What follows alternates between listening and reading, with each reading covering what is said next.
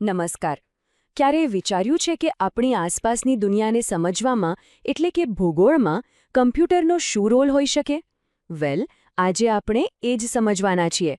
ખાસ કરીને માહિતીનું વિશ્લેષણ કરવામાં અને નકશા બનાવવામાં ટેકનોલોજી કેટલી અદ્ભુત રીતે કામ કરે છે એના પર એક નજર નાખીશું. તો ચાલો એકદમ બેઝિક સવાલથી શરૂ કરીએ. આ જે દુનિયામાં આપણે રહીએ છીએ એને વધુ સારી રીતે સમજવા માટે ટેકનોલોજી ખરેખર શું કરી શકે છે?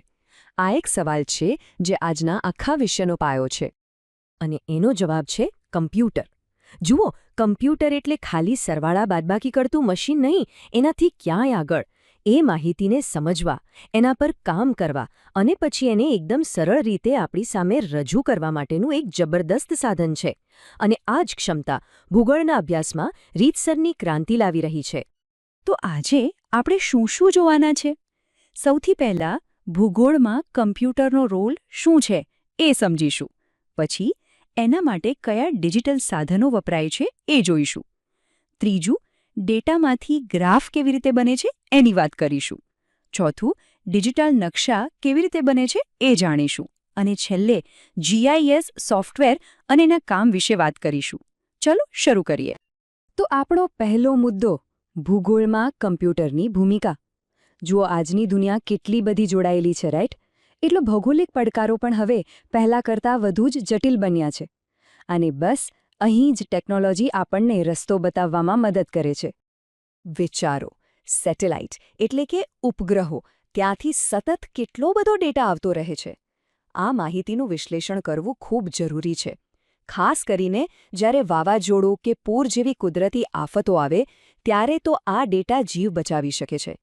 અને આટલા બધા જટિલ ડેટાને ફટાફટ અને એકદમ ચોકસાઈથી પ્રોસેસ કરવાનું કામ કોણ કરે? કમ્પ્યુટર. ઓકે, તો હવે સવાલ એ થાય કે આ બધું કામ કરવા માટે કયા સાધનો વપરાય છે? ચાલો એક ડિજિટલ જિયોગ્રાફરની ટૂલકિટ પર નજર નાખીએ. આ ટૂલકિટમાં મુખ્યત્વે બે વસ્તુઓ હોય છે, હાર્ડવેર અને સોફ્ટવેર. હવે હાર્ડવેર અને સોફ્ટવેર, આ બેમાં શું ફરક? એકદમ સિમ્પલ છે. હાર્ડવેર એટલે કમ્પ્યુટરના એ ભાગો જેને આપણે અડી શકીએ, જોઈ શકીએ, જેમ કે કીબોર્ડ, માઉસ, મોનિટર. અને સોફ્ટવેર એ પ્રોગ્રામ્સ છે, એ એપ્લિકેશન્સ છે જે આ હાર્ડવેરને કહે છે કે ભાઈ તારે શું કામ કરવાનું છે. ચાલો હવે કેટલાક ખાસ હાર્ડવેર જોઈએ જે ભૂગોળમાં વપરાય છે. આ છે ડિજિટાઇઝર. હવે આ શું કરે? માની લો કે તમારી પાસે કાગળ પર એક નકશો છે. ડિજિટાઇઝર એ નકશા પરના કોઈ પણ પોઈન્ટને એના અક્ષાંશ રેખાંશ સાથે સીધો કમ્પ્યુટરમાં નાખી દે છે. એમ સમજો કે કાગળ પરના નકશાનું ડિજિટલ ભાષાંતર કરે છે. બીજું એક સાધન છે સ્કેનર. આનાથી તો આપણે બધા લગભગ પરિચિત છીએ જ. ફોટા કે ડોક્યુમેન્ટ સ્કેન કરીએ છીએ ને, બસ એ જ. પણ ભૂગોળમાં એનો ઉપયોગ કોઈ છાપેલા નકશાને આખો કમ્પ્યુટરમાં ડિજિટલ ફોટો તરીકે નાખવા માટે થાય છે. એટલે કે ફિઝિકલ મેપ અને ડિજિટલ વર્લ્ડ વચ્ચેનો બ્રિજ. અને હવે વાત કરીએ પ્લોટરની. આ સ્કેનરથી બિલકુલ ઊંધું કામ કરે છે. સ્કેનર કાગળ પરથી કમ્પ્યુટરમાં નાખે, જ્યારે પ્લોટર કમ્પ્યુટરમાં બનાવેલા ડિજિટલ નકશાને કાગળ પર છાપે છે. અને એ પણ નાની સાઇઝમાં નહીં, મોટા બેનર જેવા કદમાં, જેમ કે ટોપોગ્રાફિક શીટ્સ. એટલે કે ડિજિટલ આઈડિયાને રિયલ વર્લ્ડમાં લાવે છે. સારું, તો હાર્ડવેરની તો વાત કરી લીધી, પણ એને ચલાવવા માટે સોફ્ટવેર તો જોઈએ ને. ભૂગોળમાં દરેક કામ માટે અલગ સ્પેશિયલ સોફ્ટવેર હોય છે. દાખલા તરીકે સેટેલાઇટની ઇમેજને પ્રોસેસ કરવી હોય તો અરડાસ કે એનવી જેવા સોફ્ટવેર છે. નકશા બનાવવા હોય તો ગ્રાસ GIS છે. આંકડાકીય ડેટાનું વિશ્લેષણ કરવું હોય તો SPSS વપરાય છે. અને હા, આપણું જાણીતું MS એક્સેલ, એ તો ડેટા ગોઠવવા માટે છે જ. ઓકે, ઘણી બધી થિયરી થઈ ગઈ. ચાલો હવે થોડું પ્રેક્ટિકલ કામ કરીએ.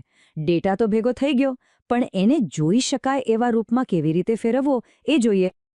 તો સૌથી પહેલા फ्रेंड्स, इस वीडियो को पूरा देखने के लिए आज ही फ्लेक्सी टीचर ऐप सब्सक्राइब करें, जहां आपको मिलेंगे animated videos, digital books, text book solutions, notes, DPP और क्विज. और हाँ, flexi teacher app mobile, TV और कंप्यूटर पर अवेलेबल है. और अगर आपके पास इंटरनेट नहीं है तो तुरंत ऑफलाइन सेट टॉप बॉक्स के लिए संपर्क करें. Flexi teacher, the one you needed.